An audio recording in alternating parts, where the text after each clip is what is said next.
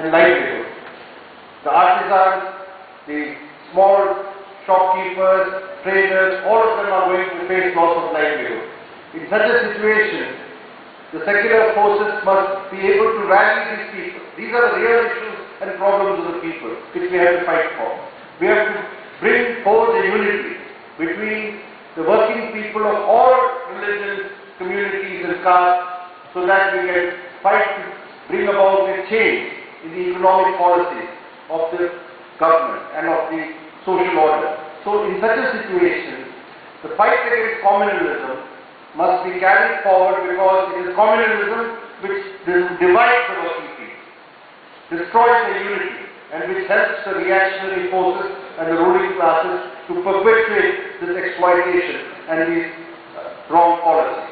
So even for those who work among the trade unions, among the peasantry, among the working people, it will be a big mistake to think that you can continue to advance the cause of the working people, advance the cause of the working people by ignoring the threat of communalism. Because once communalism grips the minds of the people, once it goes deep into our society, you will find all possibilities of democratic advance, of social equity, of economic justice. All these ideas will go into the background.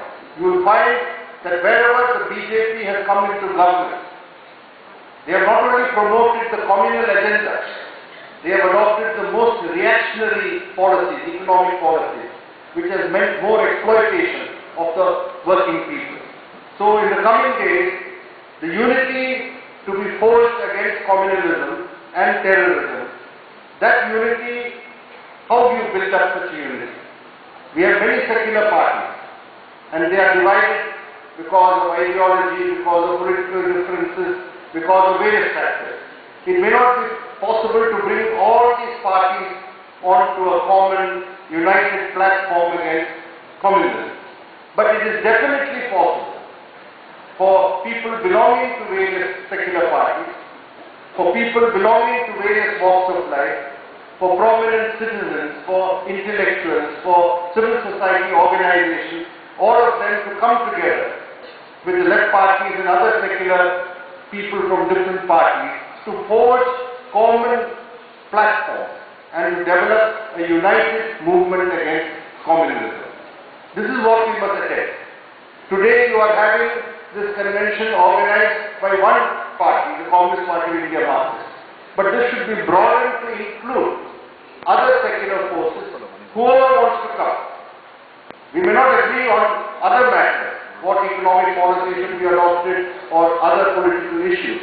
But if there is a common commitment that secularism has to be protected and communalism has to be fought, and terrorism, which is also a byproduct of this communalism, has to be countered, then I am sure that a wider platform of all secular democratic forces can be forged. And that can be forged not at a national level.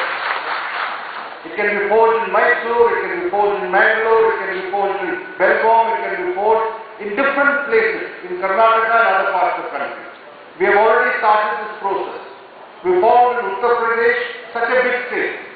We found there are certain areas where the Hindutva forces are concentrating, and they are creating provocation and communalism and communal incidents. So we discussed that it is not possible to call all political parties to come together. You cannot get Mayawati and Mulayam